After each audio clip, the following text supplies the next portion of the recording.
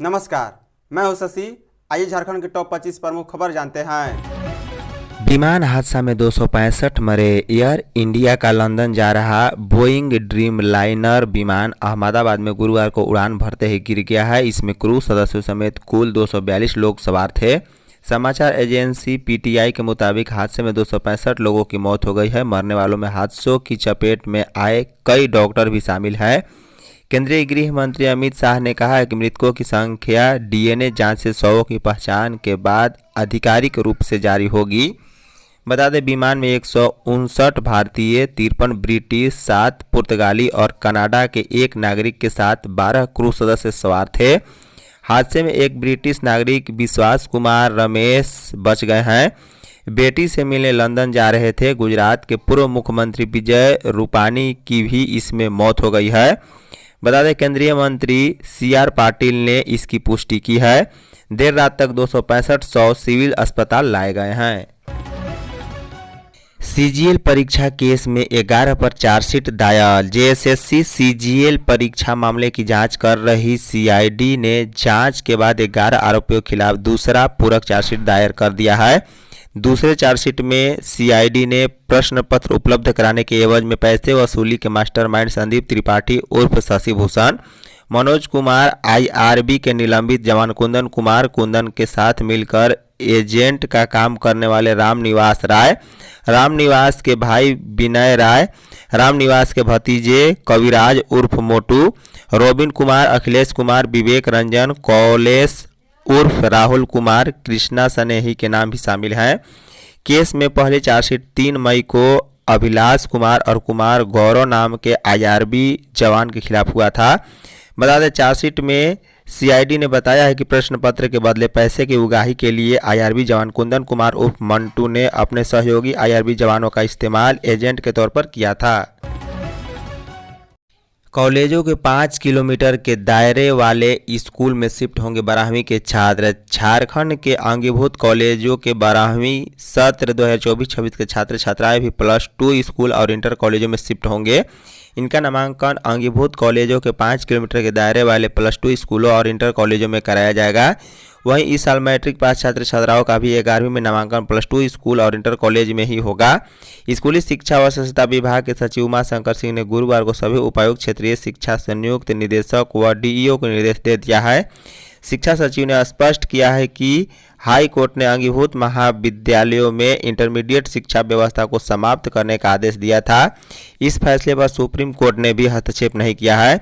राज्यपाल सचिवालय ने भी संबंधित विश्वविद्यालयों को निर्देश दिया है कि अंगीभूत कॉलेज में इंटरमीडिएट की कक्षाओं में लिया जा रहा नामांकन नई शिक्षा नीति के प्रतिकूल है।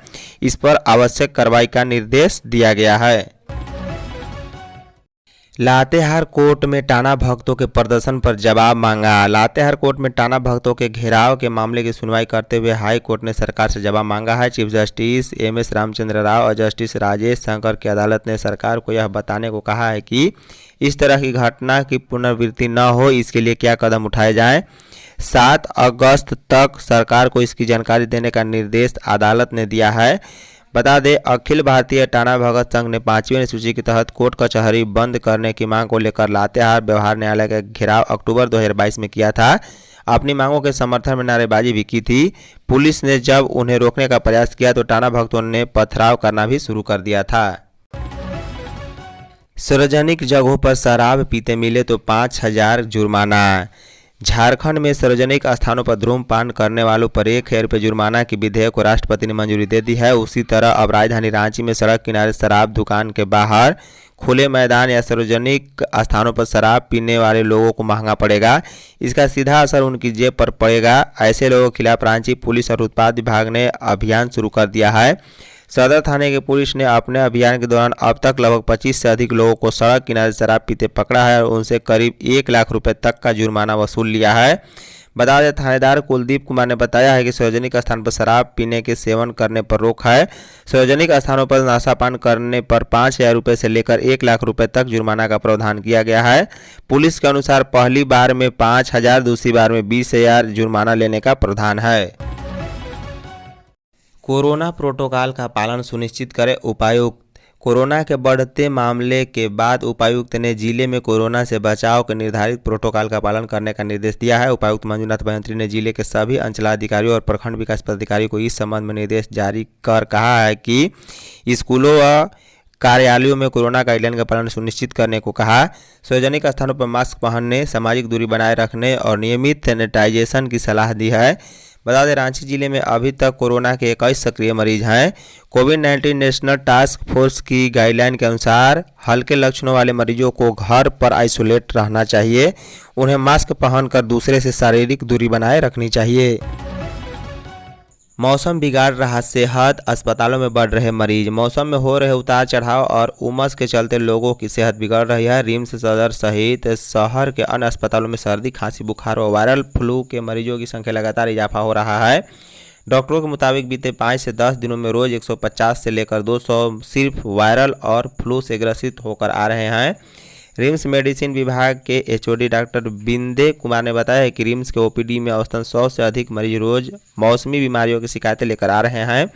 हालांकि हाल के दिनों में डेंगू और मलेरिया के भी कुछ केस मिले हैं। पहले की तुलना में सामान्य फ्लू, वायरल बुखार और संक्रमण के मामले में इजाफा हुआ है। कुछ मरीजों में कोविड जैसे लक्षण भी पाए जा रहे हैं। हालांकि इनकी कोविड और डेंगू की जांच कराई जा रही है। डॉक्टर बिंदे ने कहा है कि कोविड और सामान्य फ्लू के लक्षण समान होने के चलते जांच बहुत जरूरी है। झारखंड के गांवों में 2608 स्कूल हाई स्पीड इंटरनेट से जुड़ेंगे। राज्य में गांवों के माध्यमिक व उच्चतर माध्यमिक विद्यालय जल्द ही हाई स्पीड इंटरनेट से लैस होंगे। इसके लिए अभी 2608 स्कूलों को चिन्हित किया गया है।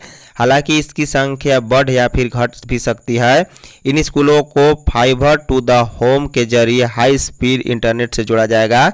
इसका काम VSNL को करना है। जल्द ही इसे लेकर राज्य सरकार और VSNL के बीच एक MOU होगा। इसके बाद काम शुरू होगा। यह कार्य केंद्रीय शिक्षा मंत्रालय की एक योजना के तहत किया जाएगा, जिसका उद्देश्य सरकारी स्कूलों में शिक्षा की गुणवत्ता को बढ़ाने के साथ स्कूल में ICT, IT और स्मार्ट क्लास जैसे डिजिटल को प्रभावित ढंग से संचालन करना है। नई शिक्षा नीति अविलंब लागू की जाए, मोर्चा। बीत रही शिक्षा संयुक्त संघर्ष मोर्चा की आवश्यक बैठक सर्वोदय बाल निकेतन उच्च विद्यालय धुरवा रांची में गुरुवार को हुई है। मोर्चा के वरिष्ठ नेता हरिहर प्रसाद कुशवाहा की अध्यक्षता में हुई बैठक में 4 एजेंडों पर चर्चा हुई है। इसमें 75% अनुदान वृद्धि, नियमावली बनाकर बीत रही शिक्षा कर्मियों को सरकारी संवर्ग में करते हुए वेतनमान देने और नई शिक्षा नीति 5+3+3+4 की व्यवस्था अविलंब लागू करने की मांग की गई। 75% अनुदान वृद्धि की संचिका पर कैबिनेट भेजने पर गहन विचार विमर्श हुआ है। मोर्चा के नेताओं ने कहा है कि बहुत जल्द अनुदान वृद्धि का प्रस्ताव कैबिनेट चला जाएगा। कैबिनेट के द्वारा कुछ बिंदुओं पर समीक्षा कर प्रस्ताव संलेख प्रशासी विभाग को भेजा गया था। मोर्चा ने मांग की है कि वित्त रहित शिक्षा नीति समाप्त कर नियमावली बनाकर सभी वित्त रहित कर्मचारियों की सेवा सरकारी संवर्ग में करते हुए वेतनमान दिया जाए। झारखंड के खेल संघों ने खेल विकास पर रखी राय। झारखंड में खेलों के विकास को लेकर खेल निदेशालय की ओर से आयोजित 2 दिनी बैठक संपन्न हुई है। ATI सभागार में दूसरे दिन बड़े पैमाने पर खेल संघ के लोग उपस्थित हुए और परिचर्चा में भाग लिया। साइकिलिंग, शूटिंग, नेटबॉल, हॉकी, कुश्ती, जूडो, वेट लिफ्टिंग और संघों के पदाधिकारियों ने विशेष रूप से अपने रोड मैप की प्रस्तुति दी और सरकार से सुविधाओं पर चर्चा की। बोकारो स्टील खेल विभाग के सुबोध, टाटा स्टील के मुकुल चौधरी ने भी झारखंड में खेलों के विकास के अपने प्रयासों से सभी को अवगत कराया।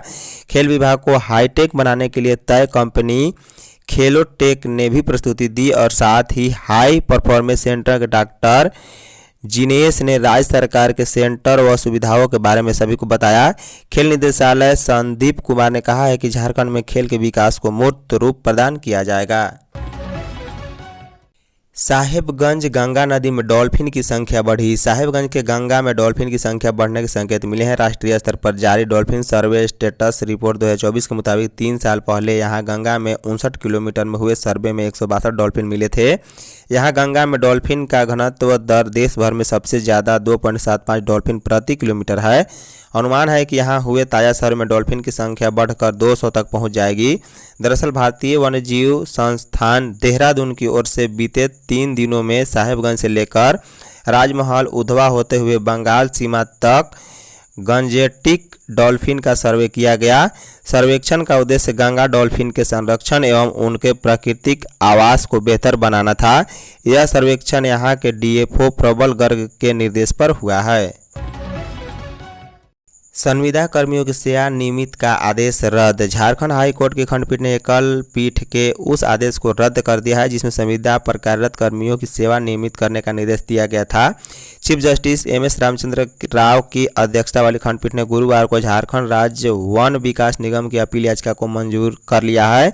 इस मामले के प्रतिवादियों की नियुक्ति बिहार राज्य वन विकास निगम के अंतर्गत वन उत्पाद ओवरसियर के रूप में एकीकृत बिहार के समय संविदा के आधार पर वर्ष 1987-88 में केवल 3 माह के लिए हुई थी, लेकिन एक कर्मी कुछ कारणों से वर्ष 2003 तक अपनी सेवा देते रहे थे।